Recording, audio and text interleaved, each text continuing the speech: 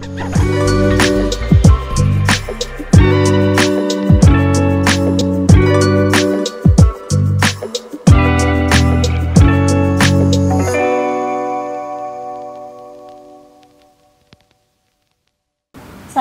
warahmatullahi wabarakatuh. Selamat pagi Sobat MMC. Kita berjumpa dalam acara MMC Podcast dengan saya Ayuning Sari Fatmawati yang akan membawakan podcast pada hari ini. Jadi pembahasan kita di podcast hari ini adalah tentang kesehatan pastinya, terutama stunting. Mungkin udah familiar ya dengan kata-kata stunting. Apa sih stunting? Karena memang udah banyak diiklankan di mana-mana terkait mencegah anak untuk tidak tumbuh stunting. Dan untuk hari ini agar ilmu yang kita lebih banyak dan kita bisa berbagi ilmu kepada Sobat MC di rumah, saya nggak sendiri, saya sudah bersama dengan dokter spesialis anak di Rumah Sakit Manyar Medical Center, yaitu Dr. Aunila SPA and Biomed. Selamat pagi Dr. Aunila. Selamat pagi Mbak Ayu. Gimana kabarnya dokter hari ini? Alhamdulillah sehat ya dokter ya. Dokter, kita nyebutnya Sobat MMC untuk yang menonton MMC Podcast pada hari ini. Mungkin bisa disapa dokter untuk Selamat teman-teman. pagi Sobat MMC. Iya, dokter, kayak yang sudah saya sampaikan, kita akan membahas tentang stunting. Apa sih dok stunting itu dokter? Stunting itu Mbak Ayu sebetulnya harus diluruskan. Jadi stunting itu apabila kita mendapatkan tinggi badan sesuai umur atau panjang badan sesuai umur di bawah minus 2 SD sesuai dengan kurva WHO. Yang disebabkan oleh kekurangan gizi secara berkepanjangan atau secara kronis. Jadi memang penyebab yang bisa kita sampaikan adalah karena kekurangan gizi itu ya dokter. Iya, Jadi itu diimbangi dari pola asuhnya atau pola makannya dokter dari anak usia tersebut. Jadi begini Mbak Ayu, jadi stunting itu terjadinya karena proses yang kronis. Proses yang kronis itu dengan multifaktorial, yaitu terutama adalah asupan gizinya Mbak Ayu. Jadi asupan gizi yang inadekuat atau tidak adekuat, yang harusnya kita berikan 1000 hari pertama di awal kehidupan. 1000 HPK ya dokter, ya, kita nyebutnya betul. Biasanya. Itu 270 hari di dalam kandungan dan 730 hari setelah lahir sampai usia 2 tahun. Sampai begitu usia Mbak Ayu. Kemudian ciri-cirinya seperti apa sih dokter anak yang stunting tersebut? Ciri-ciri anak stunting biasanya kita dapatkan anak itu lebih pendek dari teman-temannya seusianya Mbak Ayu. Biasanya dia di kelas itu paling pendek sendiri gitu. Jadi terlihat dari bentuk badannya ya dokter. Iya, dia lebih pendek dibanding sama teman seusianya. Sebaya, ya. Oke, baik dokter. Kemudian di sini jika anak tersebut sudah ketahuan stunting, apa bisa dokter dicegah atau diobati? Karena kan kita tahu sudah stunting nih, gimana caranya? Apa bisa sudah seperti itu nantinya dokter? Gini, sebetulnya stunting itu adalah irreversible Mbak Ayu. Yang bisa kita sebaiknya adalah kita cegah supaya anak itu tidak jatuh dalam kondisi stunting daripada kita mengobatinya. Karena sebetulnya kondisi stunting itu adalah irreversible, terutama pada kognitifnya Mbak Ayu. Jadi tidak hanya pada postur tubuh saja, tapi perkembangannya, pertumbuhan dan perkembangan gitu Mbak Ayu, sangat berpengaruh. Biasanya juga kemampuan berpikirnya kurang dibandingkan dengan teman-teman sebayanya gitu Mbak. Jadi kalau misal udah mulai tumbuh dan anak tersebut sudah bisa dibilang stunting lah dokter, untuk perkembangan kedepannya apa bisa masih diperbaiki dokter? Yang karena sudah irreversible, jadi yang kita bisa lakukan adalah supaya kondisinya tidak bertambah buruk Mbak. Jadi yang kita harapkan juga untuk pertumbuhan tinggi badannya itu pada anak-anak itu ada namanya growth spurt, yaitu pada saat dia beranjak untuk dewasa, akil balik itu loh Mbak. Nah di situ kadang-kadang anak-anak itu bisa mengejar untuk lebih tinggi lagi. Jadi masih bisa ya dok? Masih bisa, tetapi tidak bisa seoptimal anak-anak yang tidak stunting. Jadi tetap bisa dikejar, namun tidak seoptimal dengan anak-anak yang seusianya tersebut. Ya, yang tidak stunting gitu. Itu dengan cara pertama yaitu asupan nutrisinya Mbak Ayu. Paling penting ya dok ya. Iya, asupan nutrisinya itu diawali dari dalam kandungan selama 270 hari. Jadi ibu-ibu hamil itu harus mengkonsumsi makanan yang bergizi, terutama jangan hanya kuantitasnya aja. Banyak kan biasanya ini menyusui, jadi ya jumlahnya harus banyak nih, tapi biasanya tetap harus di kualitasnya diperhatikan. Biasanya itu ada mitos karena hamil jadi maemnya untuk dua orang gitu. Jadi dan juga ada mitos yang penting asal kenyang, nggak boleh tuh Mbak Ayu. Jadi pada saat kehamilan juga harus mengkonsumsi nutrisi atau gizi yang seimbang Mbak, antara karbohidrat, kemudian protein, mikronutrien, makronutriennya itu Mbak harus diperhatikan.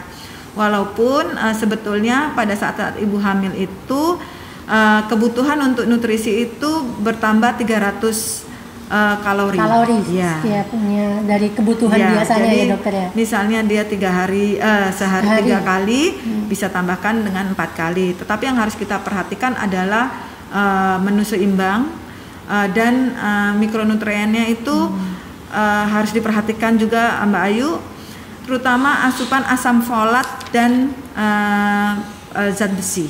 Karena itu yang memang berpengaruh terhadap perkembangan janin ya dok ya. Pertumbuhan dan perkembangan janin di dalam rahim. Nah setelah lahir kemudian 730 hari pertama itu adalah istilahnya golden period. Ya, itu masa-masa kritis. Di situ saraf-saraf otak dari si kecil ini berkembang beribu-ribu kali.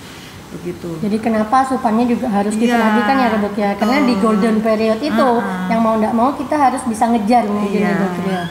Nah itu awalnya adalah dengan IMD, inisiasi menyusui dini. Kolostrumnya itu sangat bermanfaat Mbak Ayu untuk sistem daya tahan tubuh. Kemudian dilanjutkan dengan ASI eksklusif selama 6 bulan dan setelah 6 bulan dilanjutkan dengan makanan pendamping ASI atau MPASI. Nah setelah itu setelah 6 bulan ke atas ini Mbak Ayu, jangan lupa ASI ini hanya memenuhi 30% kecukupan gizi. Sering setelah full ASI itu gemuk Mbak, tapi setelah mulai MPASI ya dok ya sudah mulai turun. Nah itu yang sering terjadi gitu Mbak Ayu. Jadi kalau jangan kita menutup mata dengan kondisi-kondisi seperti itu. Harus bila dalam 2 bulan anak itu tidak didapatkan kenaikan berat badan yang sesuai, atau dia istilahnya jalan di tempat itu berat badannya atau berat badannya naiknya tidak sesuai dengan kurva, segeralah bawa anak ini ke vaskes, bisa ke dokter, puskesmas terdekat mungkin juga bisa ya dok ya. Terdekat, dokter umum boleh ke dokter spesialis langsung boleh, untuk dianalisa lebih lanjut. Jadi biar karena sudah tahu di awal, jadi pencegahannya mungkin bisa lebih cepat ya dokter ya. Hasilnya lebih baik. Nggak nunggu jadi setelah 2 tahun terlihat lebih pendek, kenapa nih baru buru-buru nyari pengobatan, padahal sebelum itu setelah sadar kalau perkembangannya belum tidak sesuai dengan usianya, bisa segera langsung dibawa ke tempat kesehatan, fasilitas kesehatan terdekat. Terutama kan kalau di masyarakat itu ada posyandu tuh Mbak. Oh iya pasti ada. Bawalah anak Anda ke posyandu. Untuk di posyandu itu kan diukur tinggi badannya atau panjang badannya, diukur berat badannya, lingkar kepala, itu sangat-sangat menentukan. Lingkar kepala ini menentukan perkembangan dari otak. Gitu, Mbak. Dokter, dari yang kita bahas nih banyak banget ya dok penyebab terkait dengan terjadinya stunting, yang dari asupan gizi kurang ibu hamil, kemudian ketidaktahuan orang tua, dan mungkin ada penyebab lain dokter yang menyebabkan anak tersebut akan tumbuh stunting. Iya betul Mbak Ayu. Tadi Mbak Ayu sebutkan adalah asupan gizi yang kurang. Asupan gizi yang kurang itu juga biasanya terjadi pada masyarakat menengah ke bawah Mbak Ayu. Itu karena apa? Jadi masyarakat menengah ke bawah ini sebetulnya banyak ada juga yang mengerti begitu. Dia harus memberikan gizi apa saja untuk anaknya, sudah tapi paham gitu ya, iya dok, ya? sudah paham, tapi dia nggak sanggup untuk beli Mbak Ayu.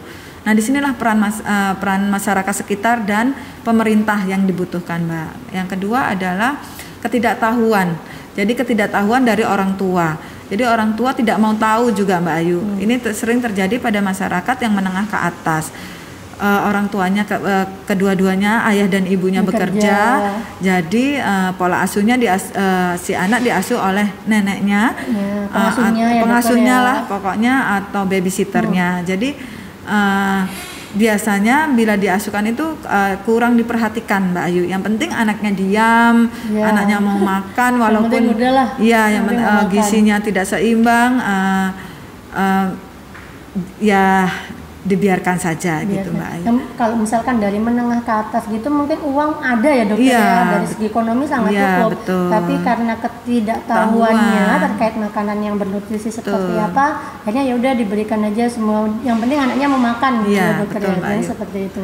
Itu juga kan sering juga diberikan anak-anak itu fast food itu Mbak Yu. Langsung cepat saji gitu ya dok ya. Ya menurut dokter saji. gimana dok untuk makanan fast food? Untuk fast food itu sebetulnya itu kan karena prosesnya dengan tekanan tinggi itu banyak vitamin yang sudah hilang Mbak.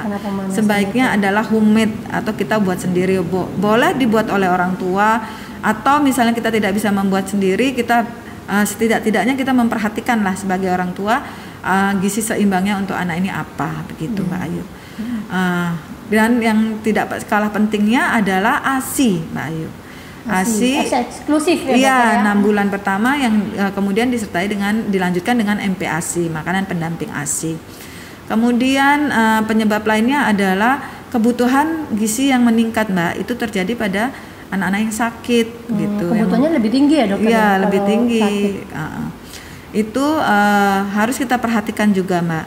Biasanya pada anak-anak yang dengan kelainan-kelainan bawaan, penyakit jantung bawaan atau TB paru, ya itu harus kita perhatikan nutrisinya Mbak. Jangan sampai, dan anak-anak yang alergi Mbak, nah itu kan mereka makan ini sakit gitu, jadi nggak bisa makan ini, jadi bingung juga orang tua itu Mbak.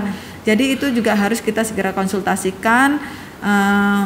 Jangan sampai anak yang sudah sakit ini jatuh nanti dalam kondisi malah tambah stunting, tambah sakit dan akhirnya stunting ya dokter ya.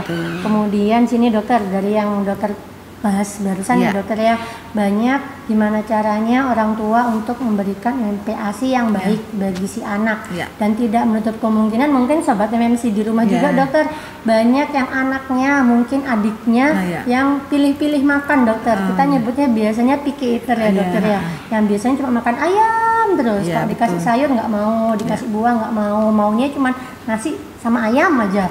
Nah, gitu tuh gimana dokter? Mungkin problema di teman-teman di sobat MMC juga seperti itu dokter. Itu banyak terjadi Mbak. Itu karena diawali oleh zaman dulu itu Mbak, kalau pemberian makanan awal itu MPASI itu biasanya hanya satu jenis makanan. Seperti pisang aja dulu gitu. Itu sebetulnya nggak baik Mbak. Jadi yang benar gimana nih dok? Harus kita perhatikan ya 4 bintang itu Mbak. Makronutrien dan mikronutriennya harus tetap kita berikan. Walaupun mungkin tahap pertama dalam sehari sekali dengan dibuat pengenalan gitu. Nanti 2-3 hari sudah baik ya, segeralah diberikan, ditingkatkan yang lain lagi gitu jangan sampai berlama-lama gitu Mbak Ayu. Jadi tetap kita berikan gizi seimbang gitu. Baik, memang dari awal MPASI juga harus diperkenalkan ya dokter ya. Jangan cuma komponen A aja makanannya.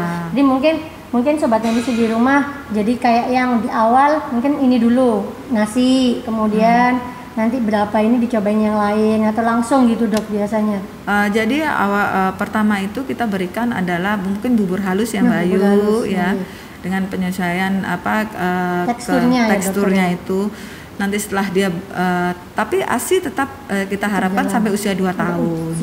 Tetapi tidak menutup mata bila berat badan tidak meningkat Mbak, karena ASI itu hanya memenuhi 30% kecukupan gizi. 70% kecukupan gizi yang lain kita dapatkan dari MPASI tadi. Jadi kenapa diimbangi sama MPASI-nya? Iya. Ya. Jadi bila terjadi namanya weight filtering itu berat badan tidak naik selama 2 bulan berturut-turut Mbak. Atau berat badan naik tapi sedikit tidak sesuai dengan usianya, kita harus segera konsultasikan ke petugas kesehatan, Mbak. Itu harus kita konsultasikan. Kenapa sih? Apa sih penyebabnya gitu, Mbak? Jadi biar segera teratasi. Iya, segera teratasi. Jangan walaupun ASI 2 tahun tapi sepertinya sufor itu haram gitu, Mbak. Jangan begitu. Jadi tetap kita bisa memberikan sufor bila sesuai dengan indikasi. Jadi untuk memenuhi gizi seimbangnya juga ya dokter ya, di usia 6 bulan ke atas gitu ya dok. Kemudian terkait stunting juga nih dok, apa semua anak yang badannya kecil itu dibilang stunting dok? Belum tentu Mbak Ayu. Oh belum tentu masih ya dok ya. Jadi ada namanya perawakan pendek Mbak. Perawakan pendek itu biasanya familial. Jadi karena kedua orang tuanya kecil-kecil biasanya tidak terlalu tinggi, tapi kita juga bisa mengukur potensial genetiknya di situ. Genetik tuh hanya mempengaruhi 30% aja Mbak. 70%-nya kita bisa dapatkan. Jadi anak pendek, orang tuanya pendek belum tentu anaknya pendek Mbak. Pendek juga ya, dokter, ya. Jadi bisa dikejar dengan pemberian nutrisi itu Mbak. Jadi perawakan pendek itu Mbak membedakannya dengan stunting. Biasanya anak-anak yang itu tidak mengganggu kognitifnya atau kemampuan berpikirnya. Biasanya banyak anak-anak pendek ya, kecil itu pinter.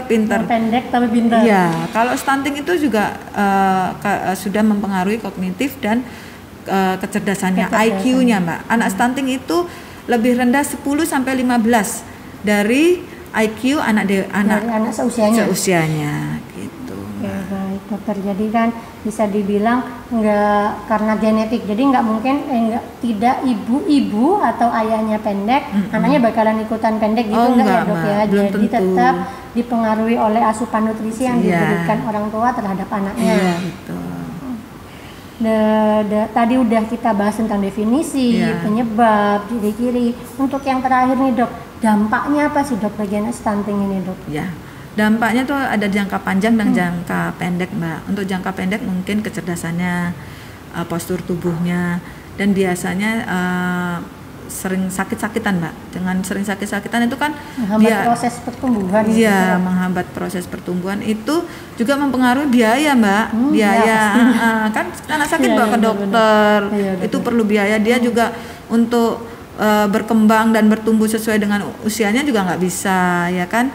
Nah untuk jangka panjangnya itu biasanya selain kognitif itu Mbak Ayu, dia juga kemampuan untuk bekerja. Jadi anak stunting ini mempengaruhi bukan hanya anak-anak saja, tapi ke depannya. Jadi sebagai seorang manusia Mbak Ayu, itu pengaruhnya jangka panjang Mbak. Tidak hanya dipengaruhi jangka pendek saja. Dia pada saat dewasanya belum tentu bisa bekerja sesuai lancar seperti biasa gitu. Tapi berpengaruh untuk kehidupan di masa datang. Karena kan kurang cerdas Mbak Ayu gitu. Dan biasanya komplikasinya Mbak sering didapatkan penyakit-penyakit degeneratif seperti obesitas, kemudian kencing manis atau diabetes mellitus, penyakit jantung koroner, kolesterol yang tinggi dan lain-lain bla bla bla bla itu mempengaruhi kemampuan untuk bekerjanya dia.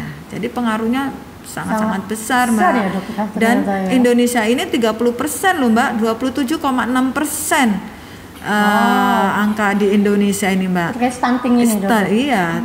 Jadi setiap 10 mungkin 3 orang kali ya yang stunting. Jadi memang permasalahan banget ya, Mbak. Jadi harus kita cegah benar-benar. Jadi memang perlu semua aspek yang dikerahkan untuk menurunkan ini. Dari WHO sih hanya 20% Mbak. Kita udah melebihi 7,6%. Gitu. Sangat tinggi ya dokter. Iya, sangat tinggi banget gitu. Berarti dokter untuk anak stunting itu lebih sering sakit ya dokter ya? Iya benar Mbak. Karena kan daya tahan tubuhnya kan jelek Mbak. Ya gitu. Jadi sering sakit biasanya ISPA itu Mbak, batuk pilek berulang. diare Itu juga berulang. berpengaruh pada anak stunting berarti. Iya, gitu. kemudian infeksi radang paru-paru yang disebabkan oleh TB atau TBC paru itu Mbak sering terjadi pada anak-anak yang stunting. Untuk mencegahnya dengan pemeliharaan higienis sanitasi baik lingkungan dan diri sendiri dan keluarga, dan jangan lupa Mbak, imunisasi. Paling penting ya dokter, Iya, ya, imunisasi. jadi imunisasi penyakit-penyakit yang sudah bisa dicegah dengan imunisasi, segeralah dilakukan imunisasi itu. Tidak memperparah untuk kedepannya gitu ya, Iya, dokter. imunisasi itu bukan berarti tidak kena dengan penyakit tersebut Mbak. Masih Seperti bisa. TB misalnya, imunisasi BCG itu bukan berarti si anak kebal terhadap TB paru atau TB yang lainnya lah, pokoknya infeksi TBC, tuberkulosis. Tetapi mencegah komplikasi yang berat Mbak. Jadi imunisasi itu fungsinya adalah untuk mencegah komplikasi yang berat. Kadang-kadang kan banyak orang tua, loh dok sudah imunisasi imunisasi kok kok gitu ya, dok, ya? sakit gitu. Sering kita dapatkan seperti itu. Jadi guna imunisasi itu bukan adalah mengobat, bukan kebal bukan ya Iya, dokter ya. tetapi untuk mencegah komplikasi yang berat. Agar tidak memperberat, misalkan nanti terkena gitu ya dokter. Ya, Tapi bisa komplikasi dicegah. yang berat itu kalau TB paru itu Mbak biasanya miliar. Jadi kecil-kecil gitu Mbak paru-parunya itu dengan multi drug resistant biasanya gitu. Kemudian si anak jatuh dalam kondisi gizi buruk. Nah kalau sudah seperti itu Mbak, waduh susah Sudah banget banyak sekali ya. komplikasinya ya dokter. Atau meningitis TB atau itu radang paru-paru yang disebabkan oleh tuberkulosis. Sepertinya imunisasi itu harus dilengkapi ya dokter ya, agar betul. tidak berpengaruh ke depannya lah anggapnya. Jadi kan untuk kita harus mencegah mengenai penyakit-penyakit infeksi gitu Mbak. Jadi kesimpulan yang bisa kita simpulkan ya dokter dari perbincangan kita yang sangat panjang Panjang banyak banget, dan semoga sobat MC di rumah bisa menyerap apa yang kita sampaikan dan berbagi ilmu dengan sobat MC di rumah. Kesimpulannya yang pertama ialah stunting lebih baik dicegah ya dokter daripada diobati. Ya betul banget Mbak. Jadi stunting sebaiknya dicegah. Diawali dengan pencegahan asupan nutrisi yang seimbang mulai 1000 hari pertama kehidupan, 270 hari di dalam kandungan, 730 hari sampai usia 2 tahun. Kemudian dengan cara menjaga kebersihan lingkungan Mbak, higienis sanitasi baik lingkungan diri sendiri, masyarakat, kemudian juga dengan pemberian imunisasi. Yang paling penting adalah imunisasi ya dokter ya. Imunisasi itu apalagi zaman-zaman pandemi gini ya Mbak ya, sangat diperlukan. Jangan hanya memikirkan COVID saja, tapi yang lainnya juga. Iya, harus imunisasi yang lain. Imunisasi yang perlu diberikan adalah dasar dan tambahan Mbak. Jadi tidak ada tambah dasar aja. Zaman dulu tuh ada Mbak imunisasi dasar gitu ya, tambahan. Jadi semua itu wajib semuanya Mbak. Wajib. Itu satu persatu akan dipenuhi oleh pemerintah. Gitu. Agar untuk kehidupan anak Indonesia lebih baik ya dokter ya. Karena apa Mbak? Anak kita adalah investasi kita 25 tahun ke depan. Ya, jadi saya berpesan kepada sobat MMC, kepada Mbak Ayu, kepada diri saya sendiri untuk menjaga anak-anak kita ini, karena mereka 25 tahun ke depan mungkin ada yang jadi presiden Mbak kali ya kan. Investasi ya dokter. Iya, investasi kita 25 tahun ke depan begitu. Dan Indonesia supaya angka stuntingnya bisa diturunkan. Bisa menurun ya dok. Di bawah 20%. Amin. Jadi sobat MC di rumah, jadi kita tetap memperhatikan dari pola makan ya dokter ya, kemudian pola asuh, higien sanitasi dan imunisasi anak dari sobat MMC harus lengkap gitu ya dokter ya. Betul. Mungkin ada beberapa sobat MMC yang ingin berkonsultasi lebih lanjut atau bertanya nih dok tentang tumbuh kembang anaknya, bisa bertemu kapan dan di mana untuk bertemu dokter? Ya. Saya praktek di Rumah Sakit MMC setiap hari Senin sampai Jumat. Setiap hari ya sobat MMC. Senin, Rabu dan Jumat jam 12 sampai selesai. Selasa dan Kamis jam 8.30 sampai jam 11.30. Jadi Senin sampai Jumat ya dokter ya. Setiap hari kita ulang, jadi Senin, Rabu, Jumat pukul 12 sampai selesai. Kemudian untuk hari Selasa dan Kamis di jam 8.30 sampai selesai. Dan sobat MMC jika ingin mendaftarkan diri untuk berkonsultasi dengan Dr. Aunila, kita bisa pendaftaran online dengan nomor di bawah ini. Jadi bisa daftar dulu, kemudian nanti bisa langsung ke Rumah Sakit Manyar Medical Center. Terima kasih Dr. Aunila atas Sama-sama, waktunya. Mbak Ayu. Di sela kesibukan atau praktek dokter bisa meluangkan waktu untuk berbagi ilmu dengan sobat MMC di rumah. Iya. Semoga bermanfaat buat sobat MC Amin. dan lebih memperhatikan tumbuh kembang si anak ya dok Iya, pastinya betul, ya dok Mbak ya. Ayu. Baik sobat MMC, saya Ayuning Sari Fatmawati bersama dengan Saya Dr. Aunila, spesialis anak. kami pamit undur diri. Wassalamualaikum warahmatullahi wabarakatuh. Dadah.